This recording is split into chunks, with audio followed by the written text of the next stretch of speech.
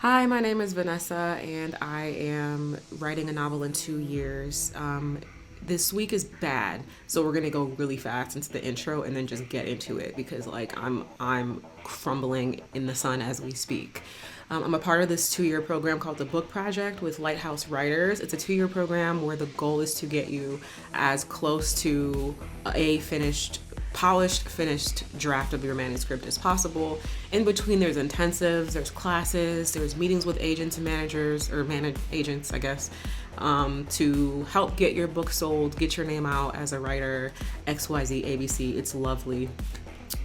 Right now, as a part of this program, I am taking you take part in a bunch of different classes, and right now I'm a part of this Monday, Wednesday, Friday class that I'll talk to you about later. I talked about it before. It's like get it done, productivity workshop, generative class, and it's 96 hours altogether, and that's pretty much when I get my writing time done. 8 to 12, Monday, Wednesday, Friday, 4 hours, 3 times a week. It's been great. Outside of that, I am a writer. I've been a TV writer for about 10 years. I've written for shows like How to Get Away with Murder, The Sandman, Fate the Winx Saga, and I helped to develop an anime with Crunchyroll before Crunchyroll shot it out of the sky. I'm writing a literary horror novel, and my quick elevator pitch is it's a novel told from the perspective of a monster that's made up of a bunch of human parts, body parts, whole parts, limbs, all of that, and it's suddenly dying, and it's like, why the fuck am I dying? So to figure that out, it's going through the memory of the last person that it consumed. So the story is half part us seeing the final days of this person before they get eaten, and the monster trying to decode if what they're seeing caused it to die. So that's great. That sounds lovely. This week was bad. This week was very bad. And it has nothing to do with the writing itself. It just has to do with all external outside forces. By the time this video has gone up, it has been a shit week in this country. I mean, when is it not? When is it not? It has been another week of another publicized and documented ICE shooting. So there's that. There's TikTok is gone, which I know some people are like, that's good. It's not gone. It has been officially, the deal where it's been bought up by American company has gone through, and then they put up this weird privacy policy, and has a lot of people, including myself, being like, no, I actually don't want you to have my information in this environment, particularly when you emphasize things like, we will use the things that we've learned about you to comply with the law. Wonder what that means. So that's done. I'm dealing with some of my own new personal health issue that's going to be a whole thing. What else? Does there need to be anything else? I don't know. Here, another week in America, I don't know. It's the work that has gone on the back burner for good reason. And there's just some weeks like that. In addition to all of that, just on a mental health, physical health kind of thing, it's one of those weeks where getting out of bed felt impossible. Physically felt impossible. Body-wise felt impossible. Much less getting writing done. It just didn't seem to matter. And there are just some weeks where the writing takes less precedence, but you still have to get things done. I still had deadlines that I had to do. I'm still in this class that I've paid for, and I'm supposed to be every Friday in this generative class.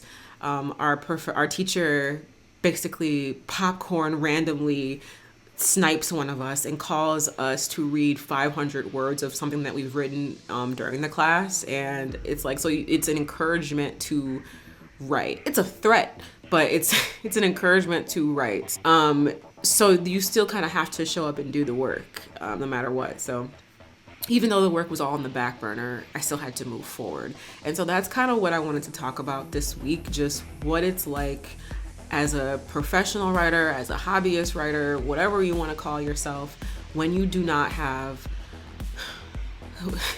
when you don't have space on your fucking back to also carry your creative work.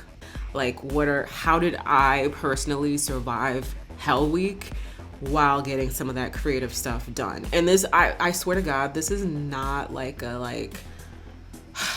videos where people are just I don't know, they kind of glamorize the fact that they can get up at 5 o'clock in the morning, and it's you know, then they always have the fucking low ass voices, the like soft. I hate soft voices.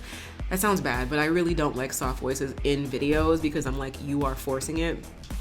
They all like force this like weird soft like this soft voice. Hold on, Gigi, we can't. It's not one of those. This is not like one of those videos where it's like to make the struggle feel good or feel easier to get through. This is just a realistic, this is what it's like for someone that had a week where I'm sick, there's shit going on outside, and we still gotta get shit done. Like everything that could go wrong went wrong, and not in like a, oh, my tire's flat. It's like, no, I'm being sunk. I'm being sunk. Like the ship, this is my prop for today because I feel like if I don't have something, I'm gonna bash my head in the window. Poseidon has reached his hand up and then he's like holding my head underwater like this, and I'm still fighting and I still have some shit that I have to turn in. This was not a productive week. This is a survival week. This is how I survived this week. There were 3 kind of major ways that I think I kept my writing life together despite it all. The first one is systems. I don't know about you, but if given the choice to do anything else, I'm just gonna be horizontal and do nothing on a good week. So when I'm in the depths of hell, the worst thing that I could possibly have to do is to make the choice of what do I do next? How do I show up? What comes next when I wake up? So the major thing is the schedule. I kind of, when we first talked about, you know, oh, I'm gonna sign up for this class Monday, Wednesday, Friday. At first it was kind of like, am I being like, is this kind of like, I don't know, stupid. But it was this week where I really saw how important it was to have like, no, this is designated writing time that you will be held accountable for. I mean, you can do whatever you want. We're grown. Like, she's not gonna be like, where's your, but this is time that you signed up for. You have a thing that you know you might be called on for Friday. I have a friend in the class. We text each other. We look out for each other. Like, I'm not just in a ship where no one's taking accountability for me. So no matter what, I know that I have to get up Monday, Wednesday, Friday at 7 o'clock in the morning to get ready for this 8 o'clock class. At this point, it would be a choice for me not to go. It's just easier for me to have the choice laid out. I know that no matter what, I have 4 hours, 3 days a week where I have to show up. I do not have to think about, okay, am I gonna get up and go to the coffee shop this morning? What time, what day, am I gonna be tired? No, it's, I don't have that kind of willpower on a good day. I certainly don't have it on a bad day. Not everyone's gonna have the ability to have a thing that they're showing up for or like have that accountability thing, and that's fine. My point is that you don't have to have like a class, but you have to have the schedule that you have held yourself to. And that's why I feel like it's important to like start it and keep going even on the good weeks where you feel like, oh, I got it. Like having that repetition kind of already in your mind sets yourself up. So when you are having a week where you don't have the mental strength to think, the repetition has already been set up. You kind of already have this schedule in place. You can drag yourself to your desk. Whether you do the work or not, it is what it is. You're probably gonna get something done. The amount that you get done that week doesn't really matter, but you're just showing up. As soon as I have to think anything other than, let me get up and go do this thing, it's a wrap. So having a schedule is super important. You have a place to go and sit, and you can stare at your laptop for 4 hours, and if you can't get anything done, then you can't fucking get it done, but you showed up for yourself. And I think showing up for yourself when you can't get out of bed and you can't think and it's all bad it's so important to have a small boost of self-reliance. It's not even self-esteem. It's so important when these things are so bad that you know that you can rely on yourself. So being able to have a schedule so you can show up is important to give yourself that boost of confidence that, like, you know, even during my worst days, I still tried. That's all it really is. Like, you're just showing yourself that you could still try. Like, at the end of the day, whether what I'm going through lasts just 1 week, 5 weeks or a year. I need a system that allows me to journal, to write, to journal, and to study. Those are some of the most important things to me right now. So luckily in my schedule, it's not just, well, this time all you can only just write, and if you got, that's all. I've adapted my writing schedule to include studying and to include journaling, because those are extremely important parts of my creative process. So when you are thinking about creating your schedule, I think it's important to think about like this, if I only get this time of like dedicated time, what else can I maybe add at the beginning or end of each writing session that I can get done? So if nothing else goes well that day, I've at least also done this thing. The second major thing within the system is the, what do you call it? I guess like my planner. One of my good friends, she put me onto this journal, and it's so comprehensive. I need to figure out like what I could show and what I can't show.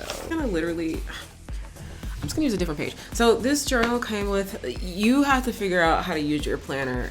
For me, a planner is really important. Everyone else is different. For me, in addition to the system kind of telling me what to do so I don't have to make my choices, I also have this planner that also tells me what to do so I don't have to make my choices, which I kind of do this every Sunday or sometimes Monday or day by day. I don't know. But Sundays seem to work for me, where this tells me exactly what the fuck I'm doing every single day on a creative space. So I don't have to be like, am I gonna write this today? Am I gonna write this? No, this came real in handy this week. Yeah, so this is 1 week. I don't know if you can see it. But yeah, so I like a planner where you have like the monthly layout, but this one also is like the day-to-day, hour-by-hour layout. And maybe I am A-type. Who cares? I don't think I'm like a person that really likes to plan, but I'm a person that needs to plan, so I've learned to just shut the fuck up and do it. This helps me look at when I'm juggling a whole bunch of things, like, you know, I'm doing my 96-hour writing thing. I have work to get done.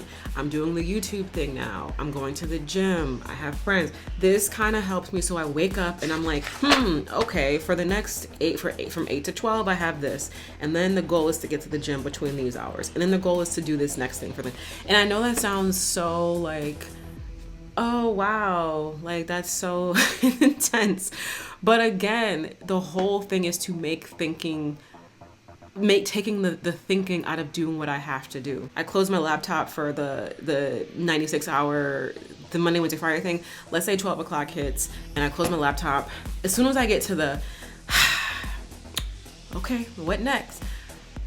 On a good week, I'm struggling to be like, oh, right, I said I would go to the gym, or oh, right, I have to turn in my work stuff. That's a good week. On a bad week, so when I open this shit up on Monday, okay, you know what's really funny? As I was looking through this thing, I realized that I was late to an actual thing, and so I had to somersault out of the window and go. I had completely, you see, this is where we're at. I had completely, God help me. The lesson that I have here is just this solidifies why I have to have this with me and why I have to look at it, because this is just like an example of how bad things get when I'm just not feeling it. That actually leads me to my second thing that has kept me afloat, which is community. I feel like the people are tired of hearing the word community. Like, you know, everyone has community. For me, there is no surviving Hell Week and being able to still produce art and produce creativity without my community. On a week where you're just barely keeping it together and everything is going wrong, I'm not saying that you should surround yourself with people to distract yourself, but what I can say is I'm very grateful that I had moments of connection all week. To write and to do creative things is already severely undervalued. We can get into that later. It's already severely undervalued to the point where I could say I sometimes undervalue it myself. So then to be doing something that is already culturally and systemically undervalued, something that you might yourself be working to value more of. When you're having a week where you simply can't do it or can't do it well, that is a huge hit on your self-esteem, your sense of self-worth. It's not good. It doesn't matter if I'm able to write all that I'm able to write, if at the end of this I am dragging myself through coals and I feel like shit and I am talking to myself like shit and I'm not feeling good. I haven't had days where I laughed. Like, I'm a very strong-willed person when I'm doing okay, but when I'm not doing okay, you can't work that shit away. I need community. So my second kind of tent pole of how to survive Hell Week. Damn, my light went out.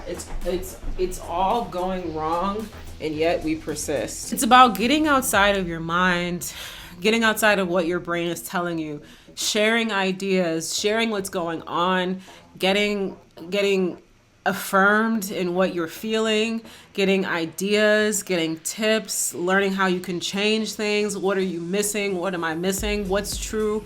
What's not true?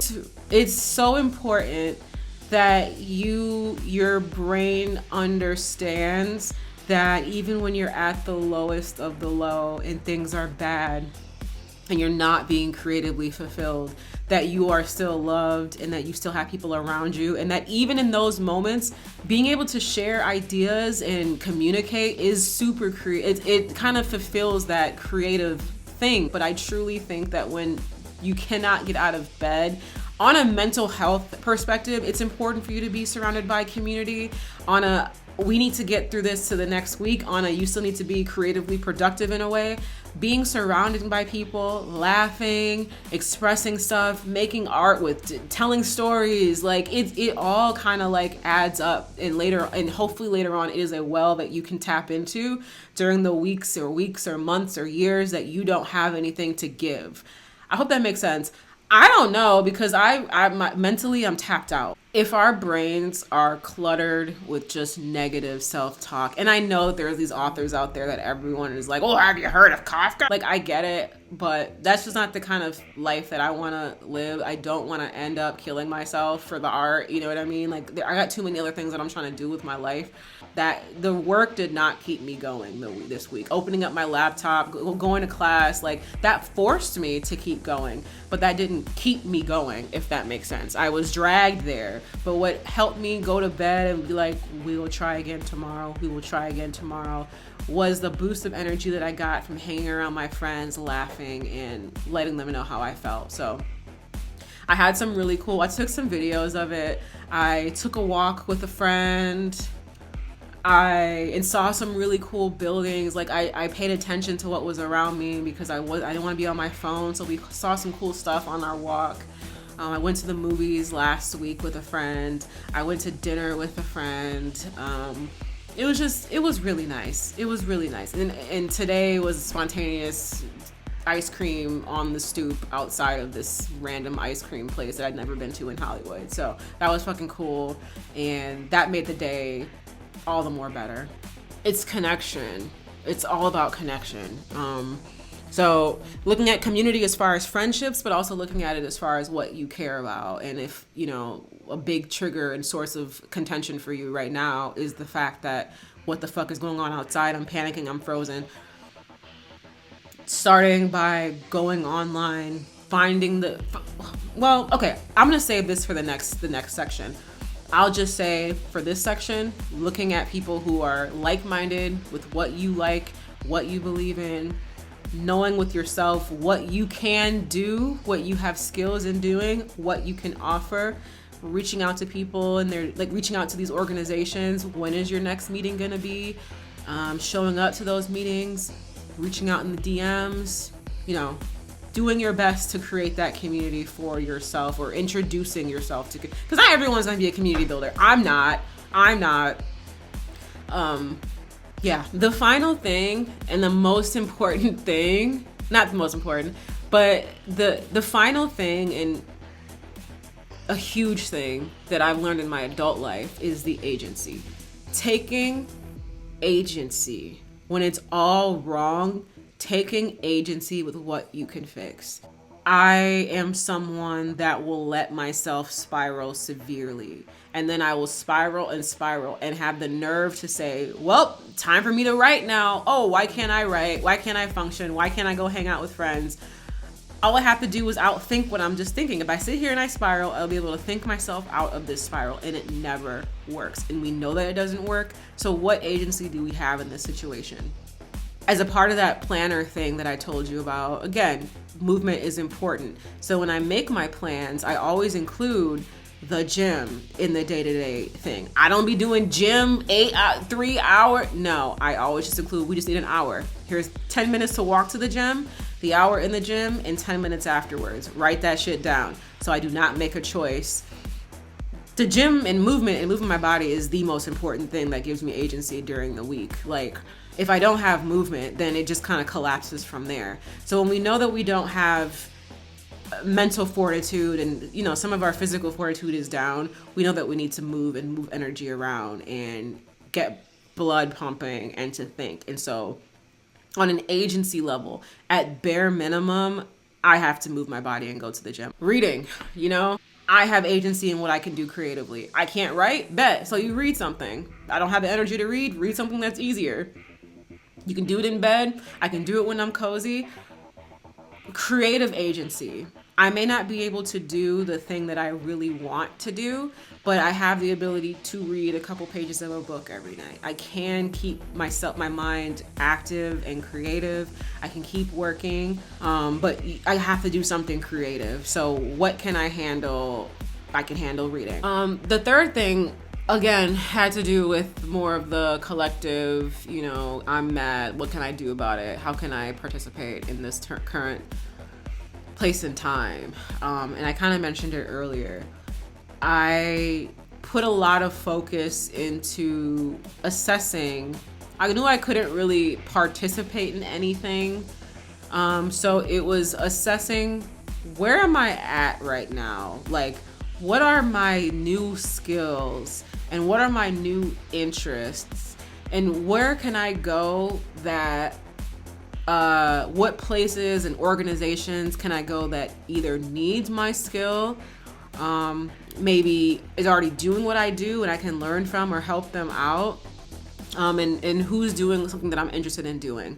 And that was a trial and error, but it felt good to kind of make those choices. I wasn't in a state of like, I'm just in despair. I had the agency to do what I could do, which was to find, I wonder what new spaces that I can find that can accommodate where I'm at right now. The other day, I found this group that was doing something that I felt like I would love to be a part of this particular action.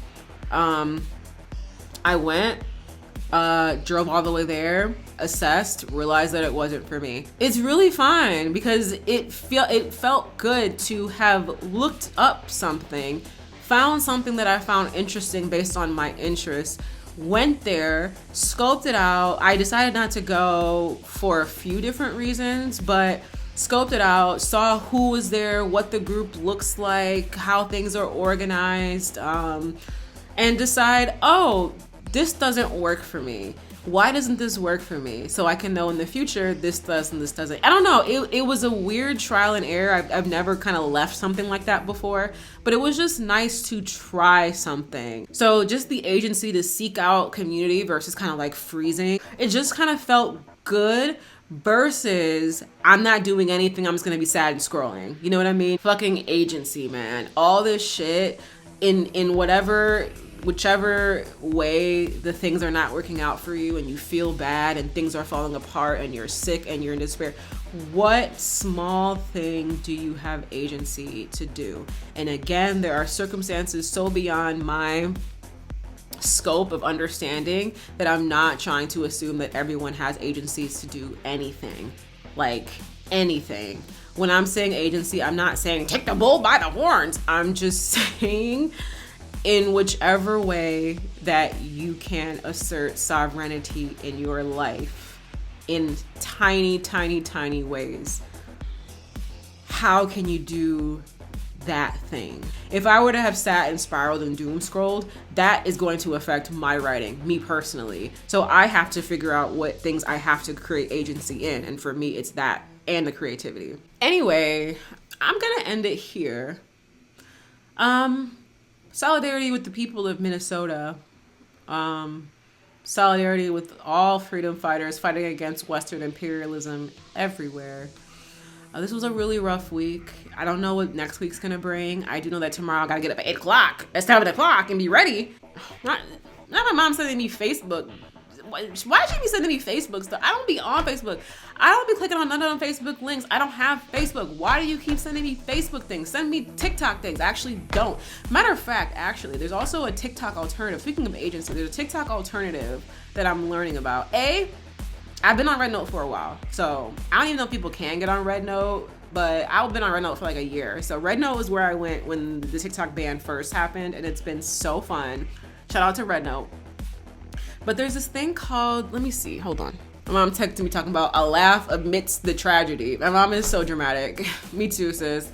Called Unscrolled. I cannot give it confirmation or give it the thumbs up of approval. From what I understand, they're saying that it's made by Palestinian, developers, and that it is a loose potential TikTok alternative. I cannot confirm it. I haven't downloaded it, but I found it. What was I talking about? Who knows? Anyway, I will see you next week. Let's hope for brighter days. Or whatever. Okay. Bye.